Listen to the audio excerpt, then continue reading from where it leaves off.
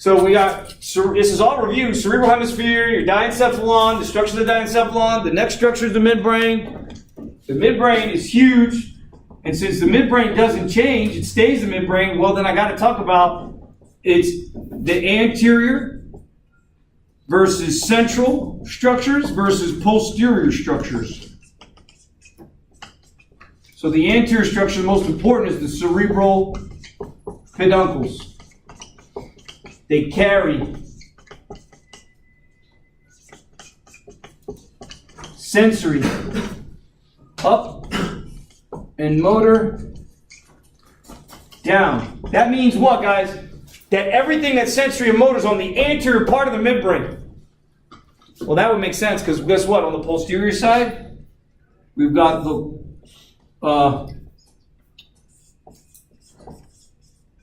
corpora, quadra, Gemini. And those are broken down into superior and inferior. So left and right, superior and inferior colliculi. And those superior and inferior colliculi, well, this one integrates vision with sound. So this whole thing, this corpora quadra Gemini, integrates input from cranial nerve 2 and cranial nerve 8. Oof. Oof. Is that important? Is that important? The whole back, guys, the whole back of the midbrain is dedicated to integrating input from vision with that of sound. To make sure you're standing upright. Understand? Ever stand on a slope? Any of y'all stand on a slope? Like a serious slope. Yeah. You go stand on that slope, how do you stand on it? With one leg like this, right? And you're like this. Because your head is always going to want to be at the horizontal. It doesn't give a shit what you're standing on. It wants to see a horizontal like this. It doesn't want you doing like this. So now your horizontal looks like that. You see? That's a no-no. You always want to be upright. Because that's been imprinted on the back of your brain from the moment you stood up and you decided to take your first steps, guys. Do you understand? And you fell. And it hurt. And you cried. And you remember. And you got back up and you fell again and it hurt and it cried and you remember. And you seeing something here? And you remember fun stuff. You remember stuff that made you happy, but you also remember stuff that made you cry, didn't you? Don't you? Because that's how we're designed. That's how we learn. We learn through golpe. So as parents, best to what? Let the kids golpearse lo más que quieren. Because in that way they learn. They learn. They learn. No, don't. You can't have them in the kitchen because they burn themselves. And it's what you want. You want them to know that when they're in the kitchen, there's a risk of burning themselves. That way they don't burn themselves. If they never go into the kitchen to get the experience, then sure enough, when they become adult, right, they could lose a hand, lose an eye, lose their life, right? There was a case scenario. We had an actual family friend who lost a grandmother because the lid of the pressure cooker popped off and severed her leg. Severed her leg. She lost all the blood right there in front of everybody. So yeah, man. I walk in the kitchen. The moment you walk in the kitchen, understand, danger is all around you. You want your kids to know that at a young age, because if not, they're at more risk of getting hurt when they're in the kitchen. Huh? And those of us who are parents know this. We know this. Yeah, you're going to have to learn. You got to learn. And as much as it hurts us to want to let them learn, you got to back off and let them learn. So central structures of the midbrain, since the midbrain is so boring, doesn't change, never did, stayed the same. The central part, guys, has this cerebral aqueduct. Now, notice that, hey, Professor P, though, what's up, man? You didn't talk about none of these other, oh, well, I could easily put them in there. Check out, in the cerebral hemispheres, right under the cortex, between the cortex and the medulla, they're squashed, the left and right lateral ventricles. They're the spaces within the brain. Remember I told you the neural tube was hollow? Didn't I tell you the neural tube was hollow? I did. Think about this now. Look at this bottle. See the bottle? Now imagine if I keep pushing here and I keep pulling out here. The bottle is the layer of cortex. So now I'm making these Mickey Mouse ears, see? And what's in the Mickey Mouse ears is space. That's the lateral ventricles. Then if I continue to pull now, I constrict this down. I pull this out. Now I got a little chamber in here. So what it looks like this. In the brain, guys, you got 4 chambers.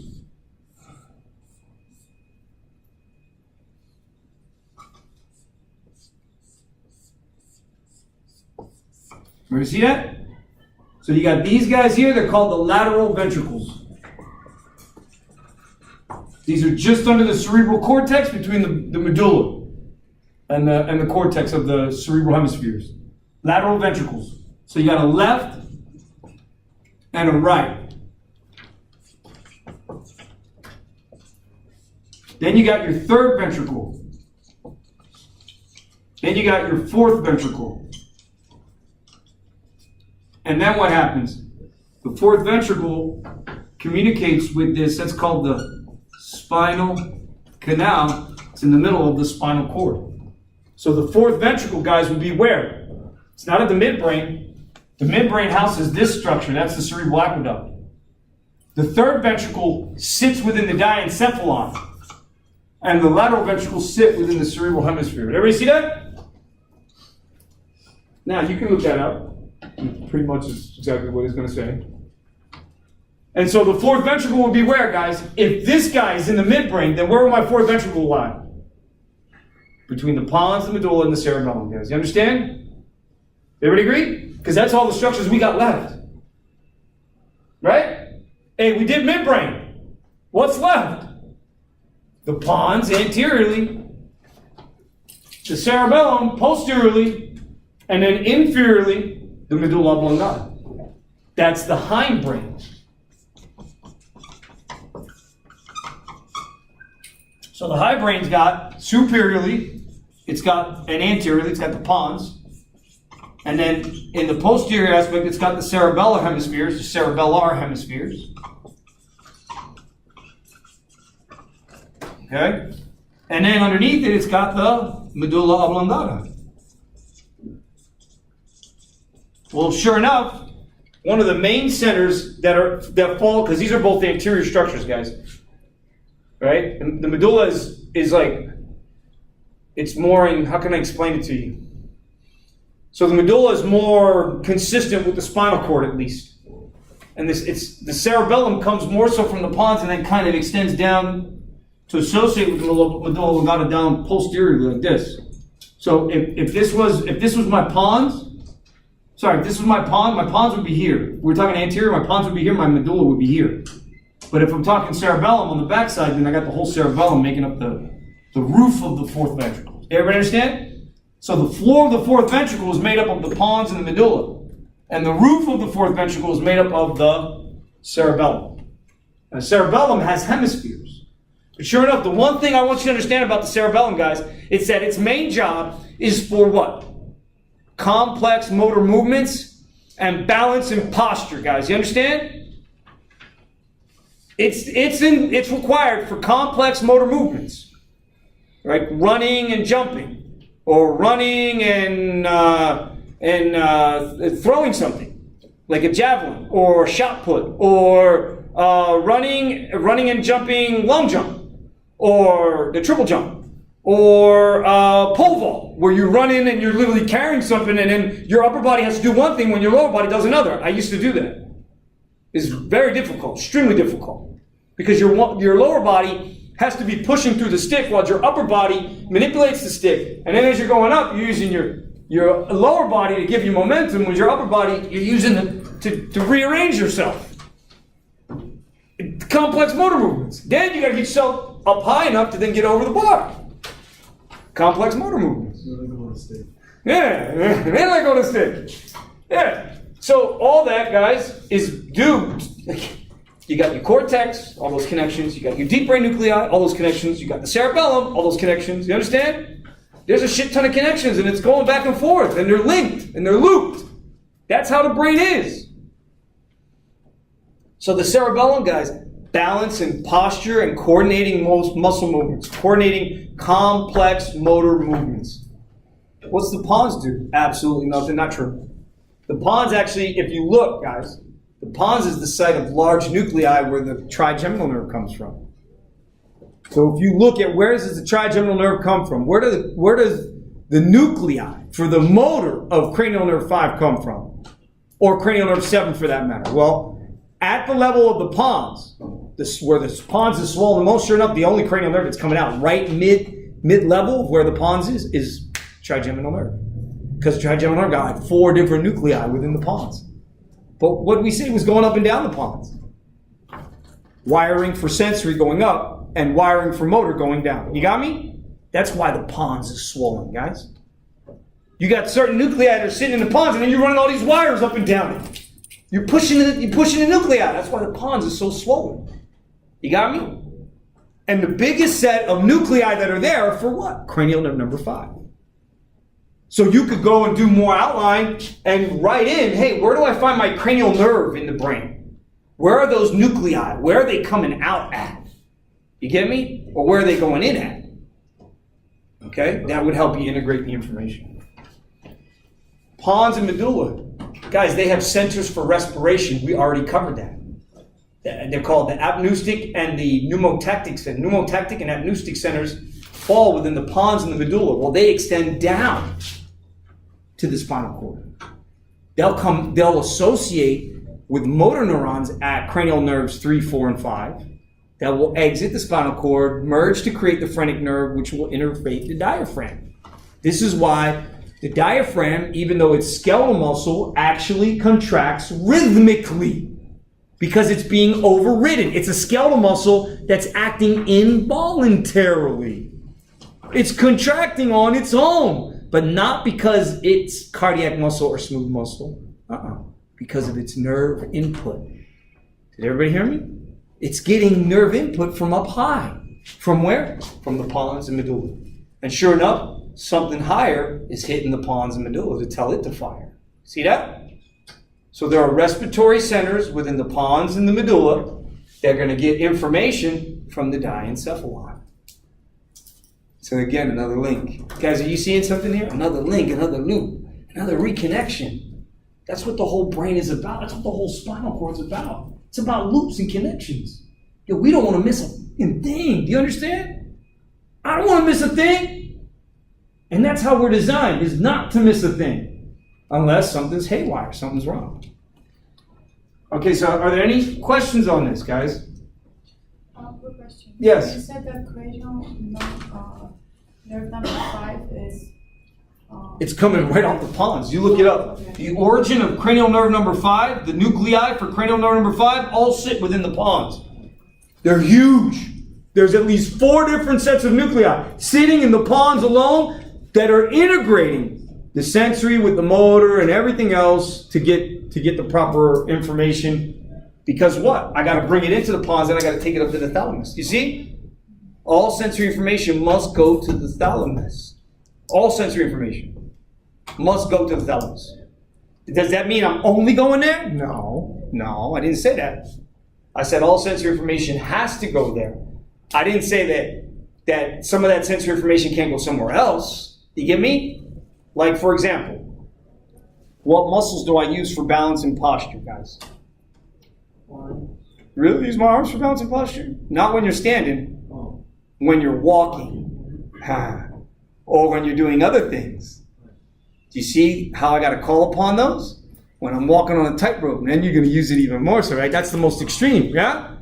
You don't really use your arms to balance. Like, I could strap, if somebody could strap, and I could walk, I could still stand, but now put me on a rope, on a tightrope. Can't do that shit without arms. You got me? I mean, maybe somebody could, right? Somebody who's like trained themselves, they had no arms, learn how to do this on their own, right? I'm sure there's somebody out there in the world that could prove me wrong. But you don't really use your arms for balance unless you're doing more complex things. So that means you only call upon them for balance when you need them. Corpora quadrigemini, would they be involved in balance? Yeah, well what? If they're integrating vision and sound, you better believe they're involved with balance. You see? So all this, man, connection and reconnection, loops. Connections and reconnections, loops. And we're not talking about anything more than neurons, guys. Remember. I want you to remember this because I was thinking about this the other day. Remember I mentioned to you guys that you have neurons and then you have support cells. You have 4 neurons and 4 support cells. 3 sensory neurons, 1 motor neuron, and then support cells are myelin producing cells. You've got your epidermal cells.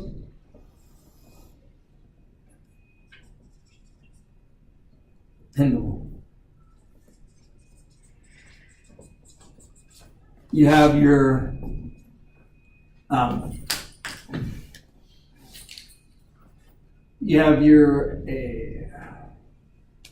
astrocytes. They create the blood-brain barrier, and then you have your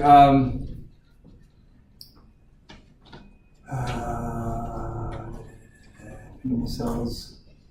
They create cerebral spinal fluid. They'll create the choroid plexus, your myelin-producing cells. They'll myelinate neurons, and then the microglia, which are not neuronal cells. They are macrophages, but they migrate early on in. So what we're really talking about here, guys, is none of this supporting cells.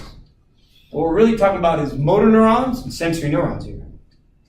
Follow? And the reason why we're talking so much about it is because the spinal cord is laden. It's laden. What do I mean by laden?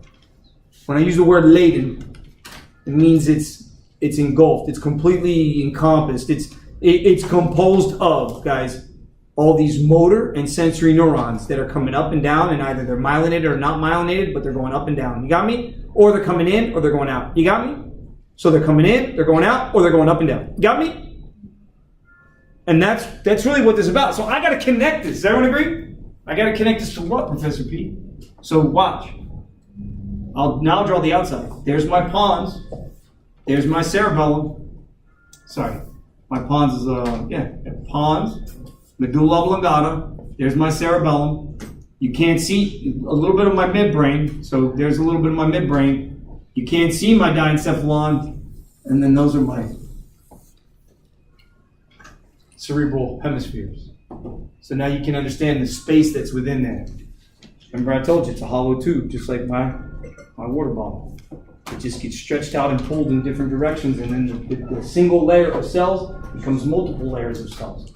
And those multiple layers of cells will become, again, either white mattered or gray mattered, right? And those neurons are going to divide, and those supporting cells are going to support. And they're going to create everything that they need to sustain. Okay? Everybody follow me so far? All right, so now next. So we got all this done.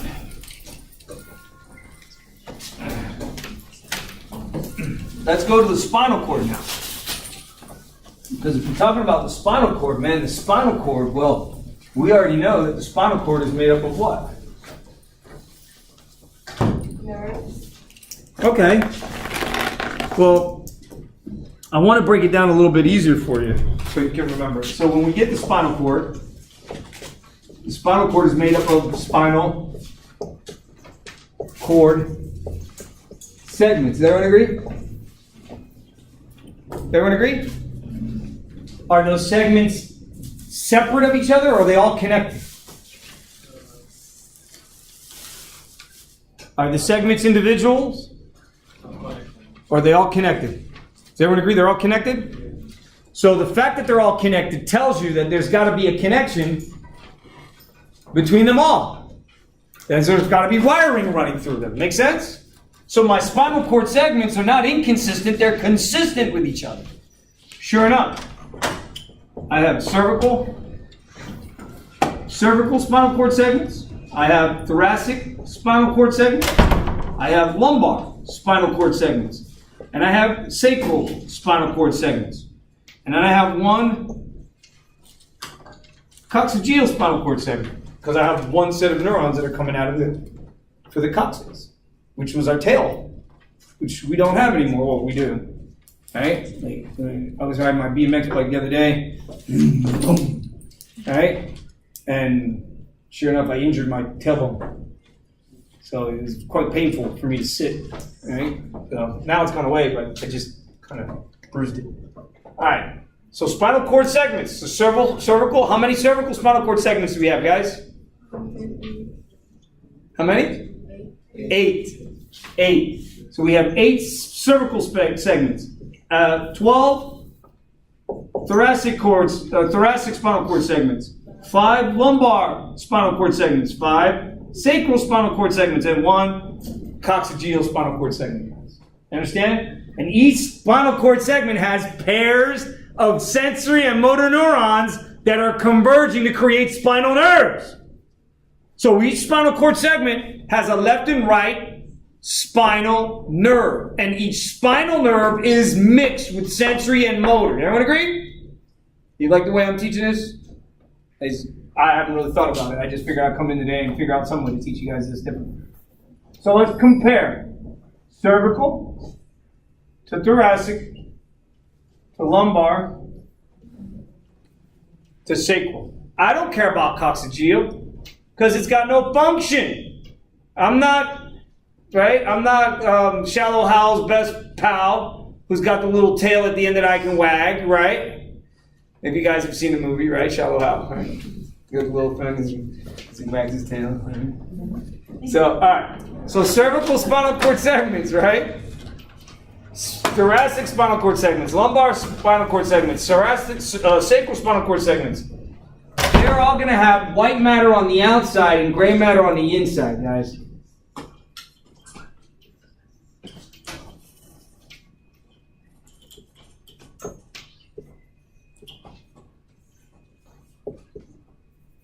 I'm dropping a little ugly there. That's the way it should be.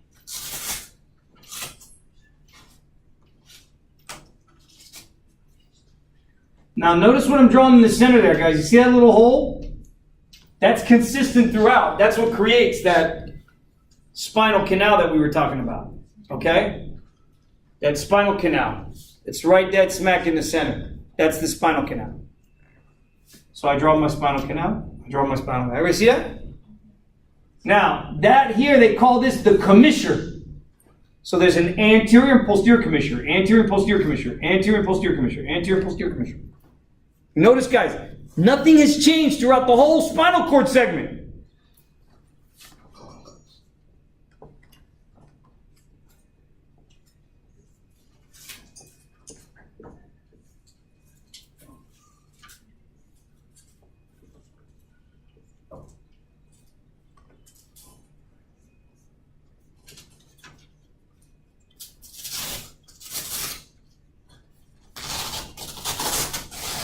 All right, so now,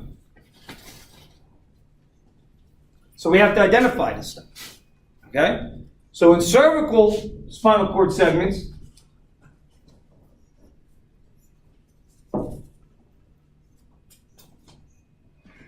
we have lateral, anterior, and posterior white matter tracts. Now, does everybody understand that white matter tracts are highly myelinated neurons? Or the axons of heavily myelinated neurons? Because that's what we're talking about here.